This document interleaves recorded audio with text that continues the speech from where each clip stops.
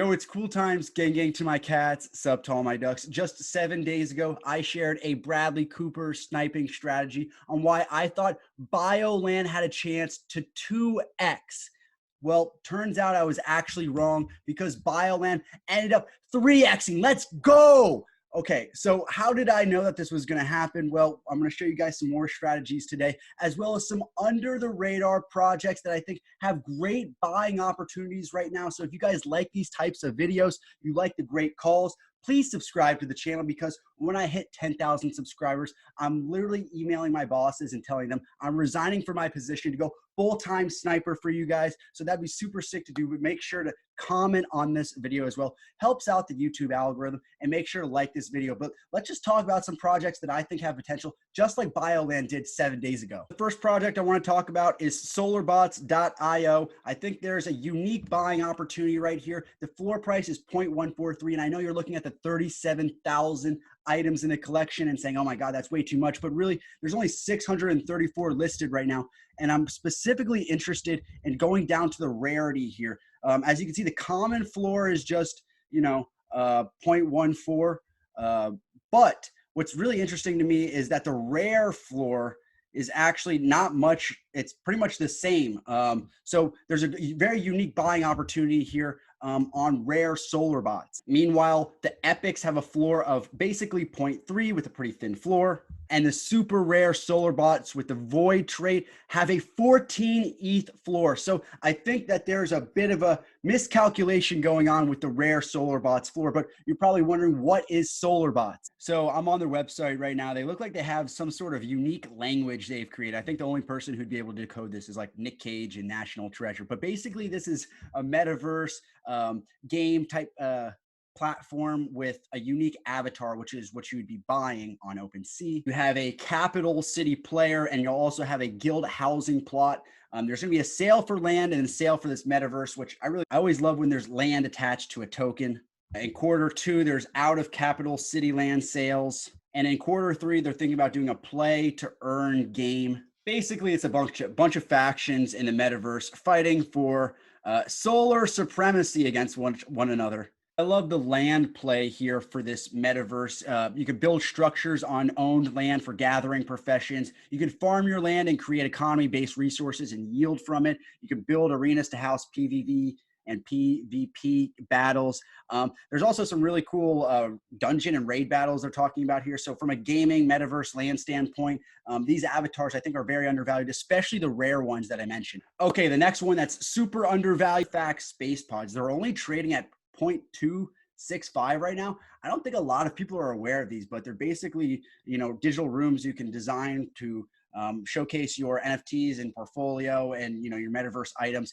With Artifact being bought by Nike, this IP holds a lot of value, I think, in the collectible space. See, the all-time price is at 0.37, so this has dipped quite a bit. I think you're getting it at a great value right now. Want to know more about Cyber Factory as a whole, you can go onto the website here on cyber.io. Really cool marketplace, because they do have a couple of other items here that I think are undervalued. Specifically, the Artifact one is, I think, will probably be the best entry point for a lot of people. Okay, this one's a bit more expensive, but it's a unique buying opportunity. Mendel Genesis Odyssey. I always love a Genesis collection. You never know when the next, Genesis CyberKongs will come and you'll regret not buying the initial pack that came out. But really, the art on these are amazing. There's only 87 of them listed. Obviously, it's a Genesis collection. There's less than 1,000 of them, but a lot of people are holding on to these. Really cool art, like I said. And I want to show you guys the artist homepage here. He's actually an artist that has worked with NASA before, and he makes these real life statues as well. Reminds me a little bit of like Brendan Murphy from Boonji Project, but that NASA element makes it really cool and kind of ties in the whole Mendel aspect of it. When you look at the 770 collection website here, see all of them at different parts of the world, and they're supposed to be kind of like these little traveling modules, a flight crew, they're calling them. Q1, sending out 77 IRL statues that definitely have tradable, collectible value, which is pretty good odds when you consider that there's less than 1,000 of them right now. They're building a Mendel 3D AR avatar. They're building a Mendelverse, which sounds pretty cool. And the whole idea, I think, is to eventually maybe send the physical ones to space. There's AR, VR experiences, hybrid Mendel art. 2024, I love under promising and over delivering. This is not over promising. I think it's a joke, but I kind of like the ambition set here. Or 2024, you know, you see these things like Apple announces Apple glasses, and Mendel is one of the first ARI companions to walk or fly through with wherever you go. Unofficial. Elon Musk introduces Mendel, a SpaceX ambassador. So you can see like what the long-term vision kind of is for this project. So I think if you do have a little bit more to spend with 87 of these listed, it's a high upside play, you know, a little risky and not financial advice here, but really interesting stuff I think being talked about. So the last two projects I want to talk to you guys are not super long-term plays. I just like where they are at price-wise right now, pre-reveal. These are two projects I would watch for post-reveal dips, potentially to snipe rare traits, but also just to find the bottom of this. So right now, these are, I mean, this one is, that's a really thin floor. That's a great buying opportunity. I'm sure once, you know, this video is, you know, watched for the 1,000th time, this is going to be gone here, but it's a pretty thin floor here. This is obviously a great snipe, but I think once you get to this, you know, 0.35 range pre-reveal, that post-reveal